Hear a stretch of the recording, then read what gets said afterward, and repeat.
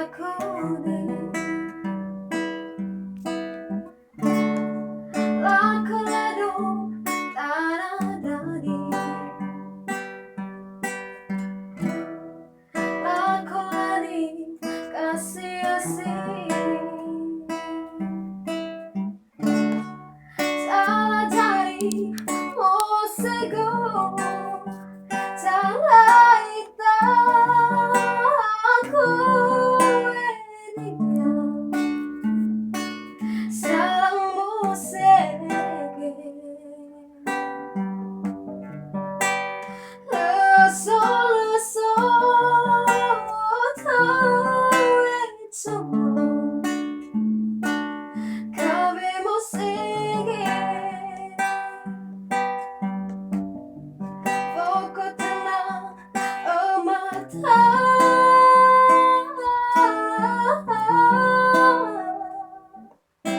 Lalas mata Foco tenang endeta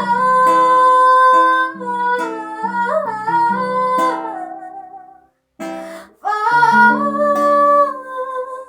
nainaba Beong naido Oh beong Aku anaknya Bae morigo Oh bae Bae kuwene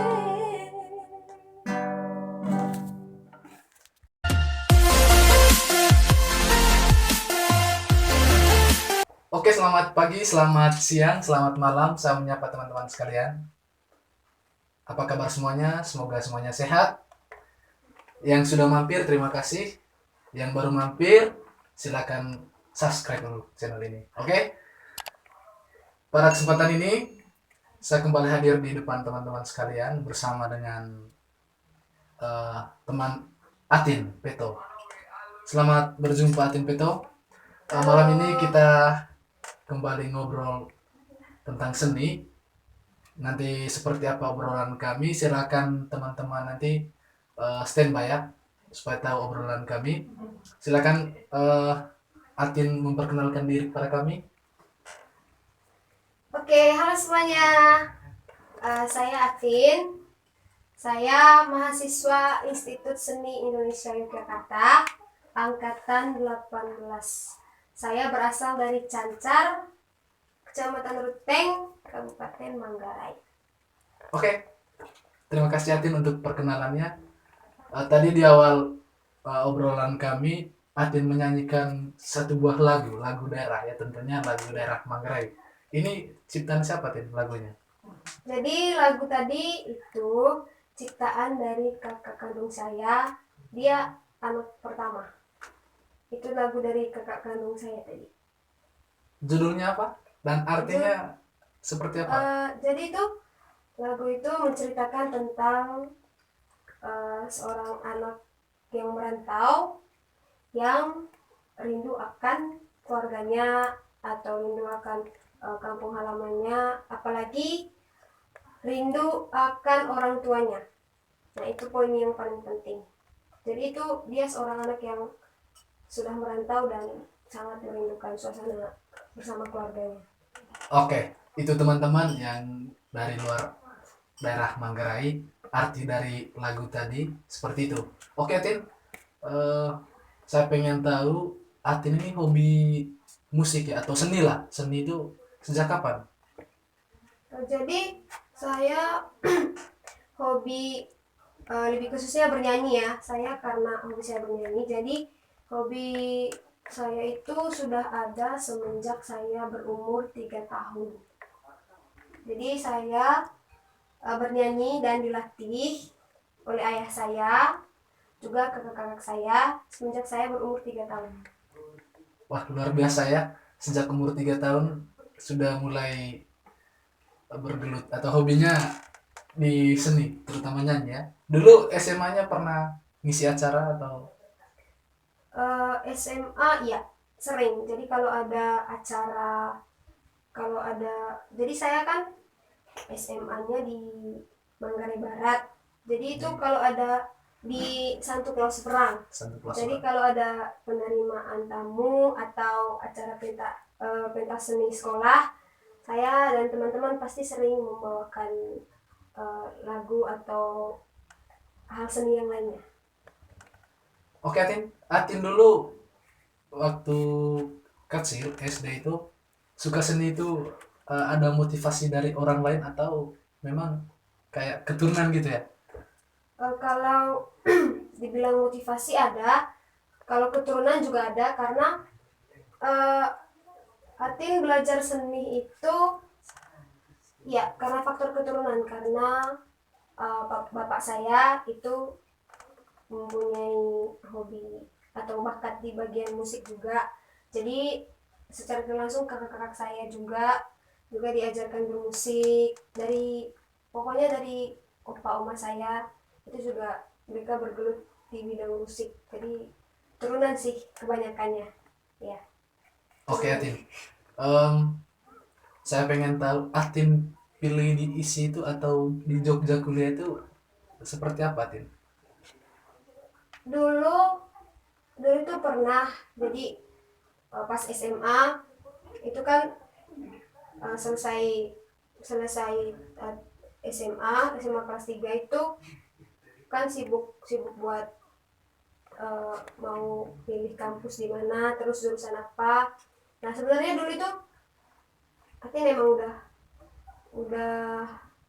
udah direncanakan Atin mau masuk di ISI di Jogja, karena yang pertama bukan karena apa ya paksaan atau uh, tuntutan dari siapapun, tapi karena sering melihat uh, kampus-kampus seni. Jadi Atin tuh sering cari di Google kampus-kampus seni, dan yang menurut Atin kampus seni uh, yang cocok buat talenta atau bakat yang Atin punya ya diisi di Yogyakarta.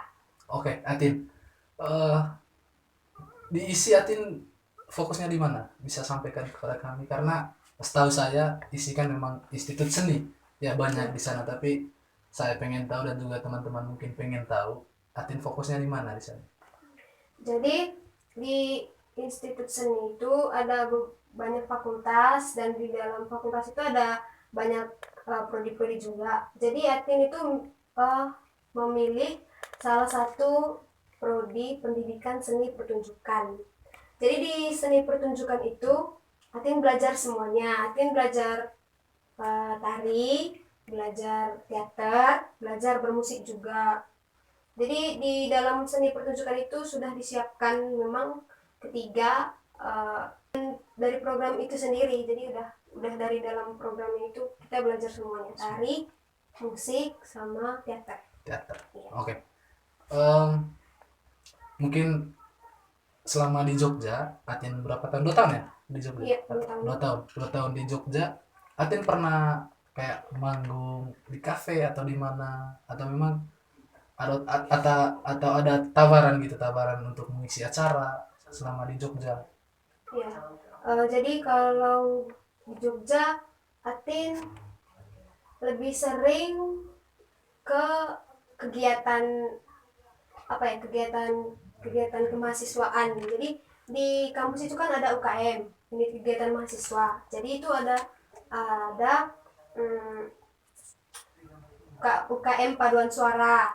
UKM paduan suara. Jadi UKM paduan suara itu kita belajar bernyanyi, tapi itu kita belajar bernyanyi itu secara grup. Jadi itu dibuat grup, dibentuk grup. Nah, di dalam grup itu kita diajari teknik-teknik bernyanyi yang benar.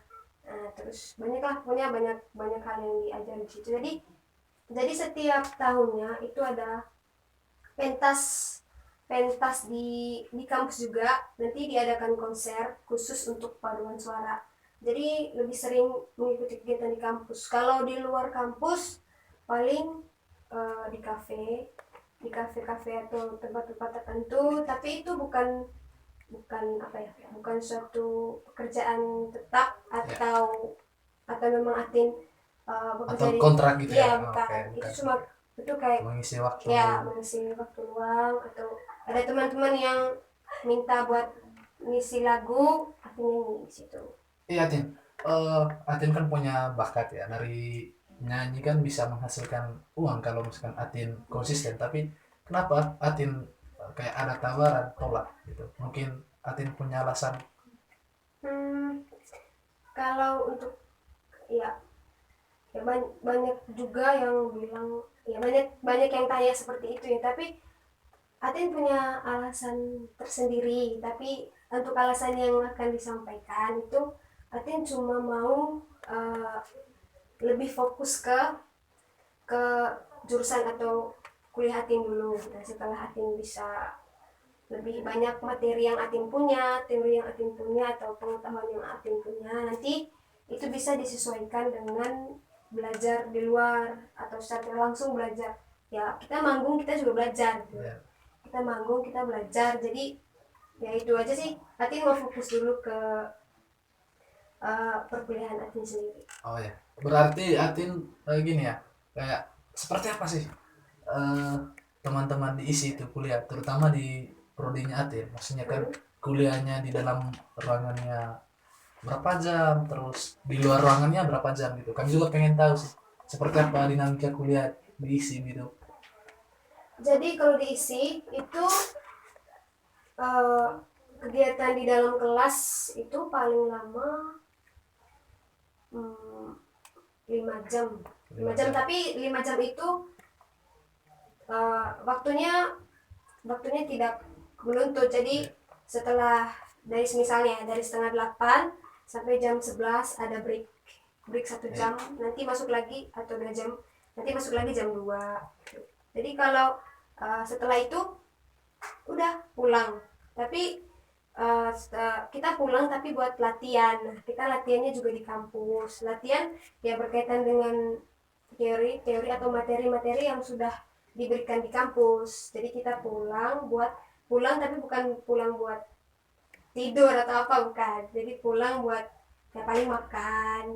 Habis itu kembali lagi ke kampus buat latihan. Kalau untuk kegiatan belajar mengajar secara formalnya, yaitu tadi jamnya dibatasi juga. Itu kan untuk prodinya Atin ya, prodinya Atin. Eh, Berarti waktu selebihnya itu di luar jam formal itu lebih banyak ya. Iya. Kadang biasanya kan teman-teman seni ini kadang pulangnya malam, pagi, Iya, ya, benar. seperti itu. Oke, Atin, setahu saya kan gini, masuk isi teman-teman sejak saya 2016 di Jogja, setiap tahun itu yang masuk di sana itu dari Manggarai, eh, kayak tidak banyak sih, ada 1 atau 2 orang, 3 orang, tapi itu pun teman-teman yang daftar itu banyak sebenarnya, yang pengen di kuliah di isi itu banyak ya. Tapi angkatan Atin berapa orang Atin yang dari Manggarai? Kalau dari Manggarai, sepengetahuan saya, yang angkatannya sama dengan saya, untuk prodi saya ya, Ya. cuma saya sih. Oh, cuman Atin ya. Iya. Oke. Eh Gini Atin, untuk teman-teman yang mampir di obrolan saya dan Atin yang sekarang masih di bangku sekolah di SMP atau SMA, Atin mungkin bisa bagi tips ya, yang eh, punya cita-cita atau bermimpi kuliah di ISI, Institut Seni Yogyakarta. Nanti teman-teman silakan simak ya. Ini tips dari Atin untuk teman-teman, nanti kan bisa terwujudlah mimpi teman-teman untuk kuliah di ISI Yogyakarta. Oke, Atin silakan bagi tipsnya atau cerita masuk ISI lah, seperti apa gitu. Eh, jadi gimana ya, cerita masuk isi dulu itu, ada beberapa orang itu senior tapi kampusnya bukan diisi. Mereka ada salah satu kakak, kalau dia menonton, halo Kak Febri Wiko, makasih banyak. Jadi orang ini kakak ini sangat berpengaruh selama saya uh, apa mendaftar, atau pokoknya dia selalu membantu kegiatan saya selama saya mau memasuki kampus isi. Jadi dia yang selalu membimbing saya, juga teman-temannya, uh, banyak hal sih sebenarnya yang bisa kita lakukan ya, namanya kita mau meraih sesuatu, jadi kita ada banyak hal yang bisa kita lakukan untuk mewujudkan itu. Jadi kalau dari saya dulu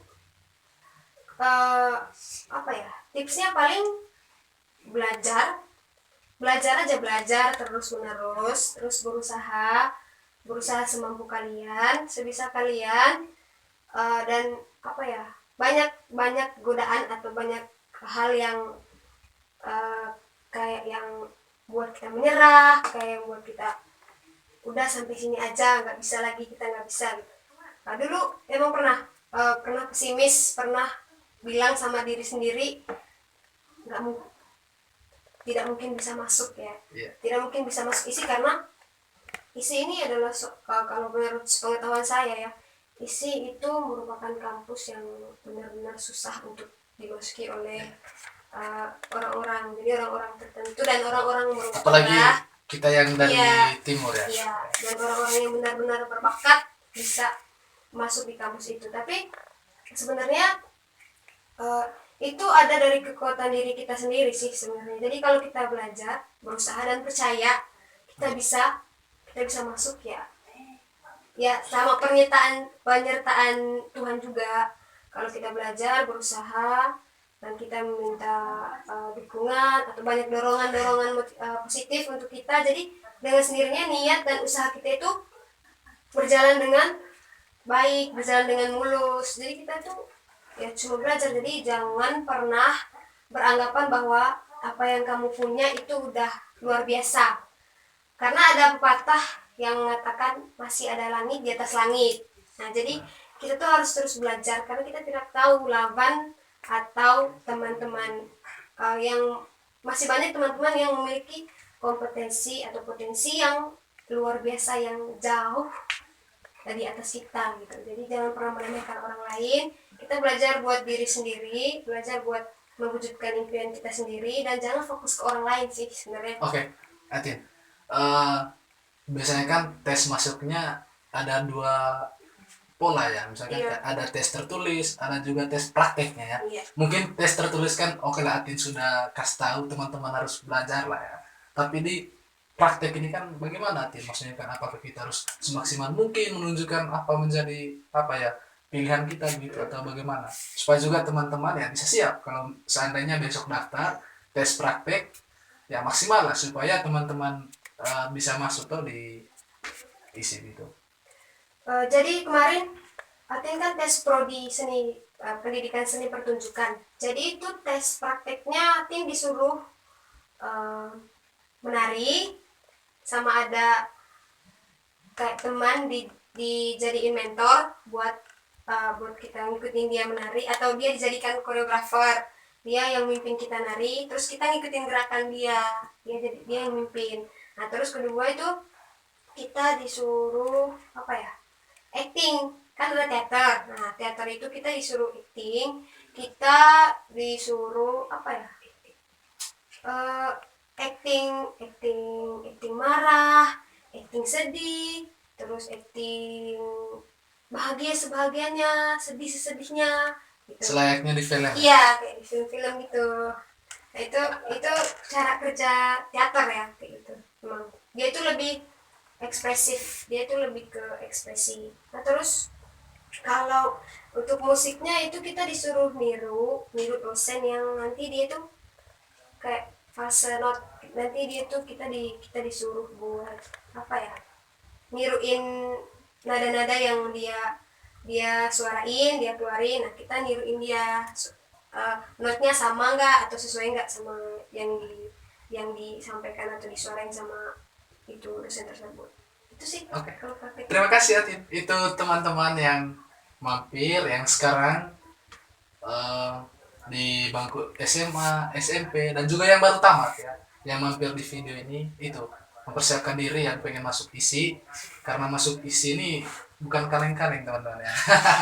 Memang betul-betul mempersiapkan diri dengan baik. Oke Atin, ini Atin, saya pengen Atin berikan support lah pada adik-adik yang di bangku sekolah, terutama di hobi seni ya. Maksudnya dari sisi Atin, menurut Atin kan apa ya, teman-teman di Manggarai itu kan atau di NTT lah, eh, banyak ya yang apa ya kayak sampai di level nasional gitu ya, menyanyi gitu. Maksudnya dari Atin sendiri untuk adik-adik apa ya kayak motivasi lah untuk adik-adik yang suka menyanyi gitu. Silakan. Kalau apa ya, motivasi dari saya, buat teman-teman semua yang mau melanjutkan pendidikannya di bidang seni, uh, apa ya, belajar, jangan lupa belajar, semangat terus, persiapkan diri dengan baik, dan yang paling penting itu niat dari dalam hati dan selalu rendah hati. Pokoknya selalu berusaha semaksimal mungkin, berikan yang terbaik untuk diri kamu sendiri dan orang-orang yang mendukung kamu di bidang seni tersebut. Semangat aja, semangat. Oke, terima kasih Atin. Itu untuk teman-teman adik-adik yang hobi menyanyi ya, yang selama ini hobi menyanyinya di kamar mandi, ya kedepannya bisa tampil lah di depan banyak orang. Itu kan tujuannya, karena sekarang dari hobi kita bisa menghasilkan uang lah, atau dari hobi kan bisa hidup ya, hobi hidup. Oke Atin, Atin kan selama ini belum ada ya kayak atau punya channel YouTube sendiri? Belum ya, belum. Selama ini kan Atin nyanyi simpan di Instagram atau media sosialnya Atin ya. Nanti tampilkan juga di sini media sosialnya Atin. Teman-teman bisa ikuti Atin, dan juga saya dengar isu kedepannya Atin apa ya kayak menyanyi dengan teman-teman dari daerah di sini mengisi kesempatan kosong lah. Iya. Ada ya? Oke, Atin, tunggu saya dan teman-teman tunggu Atin membuat lagu atau mengcover lagunya siapa gitu ya dengan suaranya Atin. Oke, teman-teman, seperti itu. Mungkin itu obrolan singkat kami saya dan Atin, semoga bermanfaat. Oke, teman-teman, di akhir perbincangan kami Atin akan mempersembahkan kita semua satu buah lagu. Judulnya Sempurna. Oke, silakan Atin. Sebelumnya minta maaf ya teman-teman, jadi Atin itu belajar bermain gitar. Atin baru belajar, jadi Atin belum fasih atau belum pro, belum jago. Masih belajar, masih di bawah standar kalau dibilang. Jadi kalau Atin salah, minta maaf ya kalau salah chord atau salah petik atau apa yang lain.